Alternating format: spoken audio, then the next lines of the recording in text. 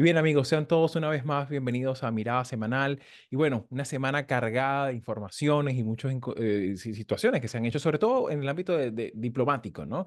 Y en ese sentido, pues nosotros hemos tenido que seleccionar tres, tres de estos temas. Y para arrancar, ya este era un tema que teníamos como en el tintero desde la semana pasada, pero es un poco hacer una evaluación, una visión panorámica de lo que ha sido, como lo hicimos el año pasado también en Mirada Semanal en su momento de este índice, que es uno de los varios índices que se manejan en el ámbito académico, en el ámbito periodístico y sobre todo también en el ámbito también hasta de consultoría política, que es que todos los años saca The Economist, que es el Democracy Index, en este caso evaluando el desempeño político del 2023 y en el que, por supuesto, vamos a enfocar nuestra atención. Ciertamente, pues se hace una mención y un énfasis en que, bueno, en el contexto también de los conflictos en Medio Oriente, el segundo año de este terrible conflicto en Ucrania, y que, bueno, y también con todas estas situaciones que se están desarrollando en otras áreas y en otras latitudes del mundo. Pero específicamente me gustaría un poco tu apreciación general, Manolo,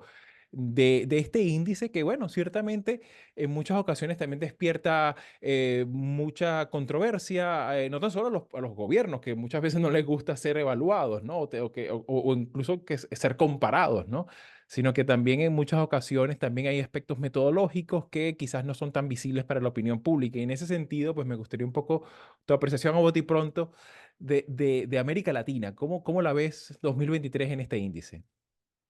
Una primera consideración con respecto al propio índice y a los índices en general es que hay que tener cuidado con ellos, ¿no? Yo creo que luego María Isabel va a decir algo a este propósito, pero quiero decir que no hay que darles una validez absoluta de una medición precisa. Como politólogo debo decir que es un esfuerzo interesante que aproxima la ciencia política pues a otras disciplinas como la economía o la sociología, que están muy acostumbradas a utilizar este tipo de índices. Y en este caso, este índice se lleva realizando ya prácticamente hace 20 años. La primera medición se hizo en el año 2006. Y es un índice integrado por 5 variables. Por un lado, los procesos electorales y el pluralismo. En segundo lugar, el funcionamiento del gobierno. En tercer lugar, la participación política. En cuarto lugar, la cultura política. Y en quinto lugar, las libertades civiles. Digamos que todo eso genera una suerte, por citar una palabra que está muy de moda, una suerte de algoritmo, y es lo que nos da el índice. El interés es que nos sirve para dos cosas. Nos sirve para ver la evolución de los países a lo largo, como digo, de casi 20 años y para comparar los países entre sí. En la comparación de los países entre sí, y limitándome a América Latina y tomando el universo de 19 países de América Latina, pues la evidencia es muy clara de que se trata de una región extremadamente heterogénea. Es posiblemente la región más heterogénea del mundo, ¿no? Si así lo comparamos con Europa, donde hay una mayor homogeneidad, o con África o Oriente Próximo o Extremo Oriente, es clarísimamente una región muy heterogénea. Hay un grupo de países que claramente tienen valores muy, muy bajos en este índice. Ahora mismo estoy refiriéndome a Cuba, a Nicaragua y a Venezuela. Hay países que tienen un valor muy alto en el índice, que sobre todo son Costa Rica y Uruguay. Chile se aproxima también a estos dos países y luego entre medias hay diferencias en un grupo de países que se puede situar en la parte alta del índice, como puede ser el caso, por ejemplo, de Panamá, de Brasil, de la propia Argentina, de Colombia, y los otros de República Dominicana y los otros que se situarían en una parte intermedia baja. Bueno, eso por un lado, en términos de la comparación de los países de América Latina. Y esto es consistente con lo que dicen otros índices, ¿no? Notablemente el índice de Freedom House o el índice de la Fundación Bertelsmann o el índice de IDEA Internacional coinciden en esta clasificación. Y la segunda cuestión es la mirada desde una perspectiva diacrónica, ¿no? Es decir, de la perspectiva temporal.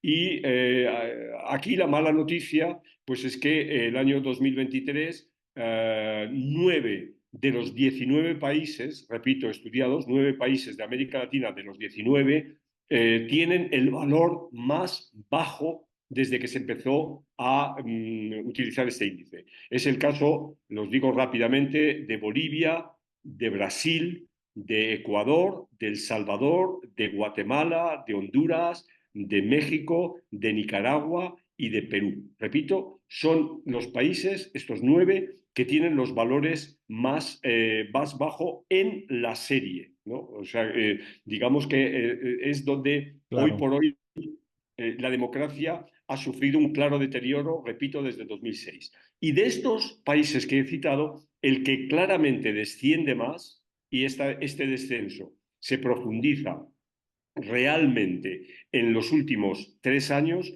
es El Salvador. Para que nos hagamos una idea, en El Salvador, en el año 2019, tenía un valor en el índice de 6,15, pasó a 5,90, luego a 5,72, luego a 5,06 y luego a 4,71. Es decir, Claro. es claramente el país que ha tenido una pendiente de descenso más grande en este índice y que ahora coincide con el gobierno de Bukele. Claro, y en ese sentido, pues por supuesto, también no es menor la consideración de que es el sexto año consecutivo donde los registros generales de la región en su conjunto están dando Así es. un desplome pues, en estos registros. De todas formas, para nuestra audiencia, en la sección de comentarios voy a dejarles el texto en PDF de todo el informe para que puedan tener la visión panorámica de todo ello. Pero me gustaría también un poco conocer tu apreciación, Marisabel, ya que también se conoce, pues ciertamente un año sí, el otro año también, pues esas críticas también, sobre todo que vienen muchas veces de la academia, ¿no? Y eso es algo también que es importante porque enriquece también ese debate necesario que hay, no tan solo como la democracia como concepto, sino también el desempeño en el plano de los hechos, ¿no? En ese sentido, ¿cómo miras tú considerando que, bueno, ciertamente estamos hablando también de ciencias sociales, ¿no? Y eso de alguna forma, pues refrenda un poco esa necesidad de entender de que, bueno, hay un componente subjetivo importante en la evaluación de estos índices, ¿no? Además que dejaríamos de ser politólogos, ¿no? Entonces esa es la Exacto. idea. Muy bien. Bueno, y primero, eh, eh, estamos hablando de un tema que es para nosotros casi que no es una iniciación, es algo así como, para nosotros esto es fundamental, el no solamente trabajar los índices, sino también quizás desmenuzarlos como ha hecho Manolo y encontrar las debilidades y las fortalezas de los mismos, porque es con esa información con la que nosotros trabajamos realmente. Y cuando se trata de, en este caso, porque son índices sobre la democracia y que estamos hablando de procesos de deterioro democrático en la región latinoamericana. Sin embargo, yo quisiera referirme a un comentario que publicó el profesor Gerardo Mu de la Universidad del Sur de California, donde él plantea concretamente cuáles son las debilidades tanto de la metodología del índice de The Economist, como en general todas digamos, las ofertas que tenemos, las versiones que tenemos de estos índices. Porque yo sí coincido con Manolo en el sentido que nosotros no podemos pensar que esto es una verdad absoluta. Primero porque, y con esto aprovecho de hacer la aclaratoria, que yo soy codificadora en uno de los índices, el de BIDEM. Tengo ya varios años trabajando con ellos. Y es verdad, eso es subjetivo. Nosotros estamos partiendo de nuestra interpretación de la realidad. Y por eso, en el caso de estos índices, hay que considerar, sí, hay experticia, pero también en muchos casos en estos índices se busca la experticia conjuntamente con un trabajo, bien sea porque como en mi caso soy venezolana, entonces puedo hacer la evaluación desde mi dualidad académica y venezolana, pero en otros casos es porque realmente hay toda una, hay un contexto y hay un bagaje de trabajo, pero eso sigue siendo subjetivo, entonces eso es bueno tenerlo en cuenta. Profesor Mook habla de que hay algunas contradicciones y hay algunas debilidades claras. Por ejemplo, el tema de la definición maximalista de la democracia. Yo pienso que eso es un debate que nosotros no hemos agotado en la ciencia política y mucho menos cuando nos referimos a este tipo de mediciones, ¿no? En el caso de The Economist, ellos evalúan el proceso electoral y el pluralismo, las libertades civiles, el funcionamiento del gobierno, la participación política y la cultura política. Entonces, bueno, eso no define a la democracia. No, por supuesto, pero en otros índices, por ejemplo, en el de Biden se trabaja la democracia electoral, la democracia liberal, la participación, entonces eso depende de cuál sea el enfoque. Claro. El profesor Moon habla de que hay una confusión entre lo que es democracia y cuáles son las posibles causas de su deterioro. Habla de una contradicción entre la posición conceptual y la regla de agregación. Él ahí se refiere precisamente al tema de cómo se hace el cálculo para el índice, ¿no?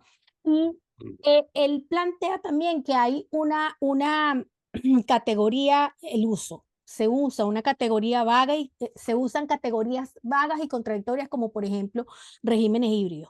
Sin embargo, nosotros tenemos años hablando de los regímenes híbridos y hay toda una teoría política sobre los regímenes híbridos. Entonces, eso también depende de cuáles sean nuestras orientaciones desde el punto de vista de la teoría y la filosofía política. Eso es un debate politológico. Claro. Bueno, eso está presente aquí. Puede que sea una debilidad, pero eso no le resta que exista un debate sobre el mismo. Y al final, él habla de que hay una dependencia de indicadores subjetivos y hay falta de transparencia desde el punto de vista de la metodología. Yo ahí coincido que eso, por supuesto, a nosotros nos tiene que no frenar de usarlo, pero sí hay que aclarar que, bueno, aquí metodológicamente no tenemos mucha claridad y, por supuesto, eso no le resta mérito, pero sí creo que es importante tener en cuenta que esto es simplemente una especie de guía para que nosotros inclusive podamos alimentarlo, mejorarlo o en todo caso plantear un debate y refutar cuáles son las categorías que no funcionan. Y sobre todo también creo que esto es importante que sirva también para la ciudadanía, para el debate público también, porque de alguna manera pues es un poco lo que enriquece esa necesaria divulgación sobre la concepción de la democracia y cómo debería materializarse en el plano de los hechos, no nada más en el plano estrictamente filosófico, ¿no? Y mucho menos de dejarlo en esa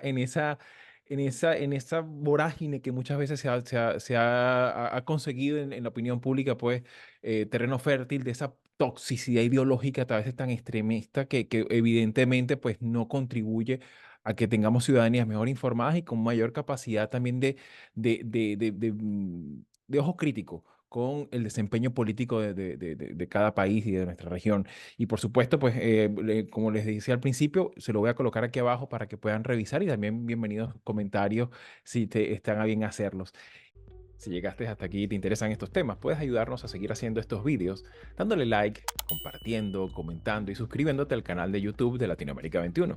Puedes acceder también a todos nuestros episodios entrando en nuestra página web latinoamerica21.com/podcast y en las principales plataformas de audio. Subimos videos nuevos todas las semanas, así que nos veremos en Mirada Semanal muy pronto.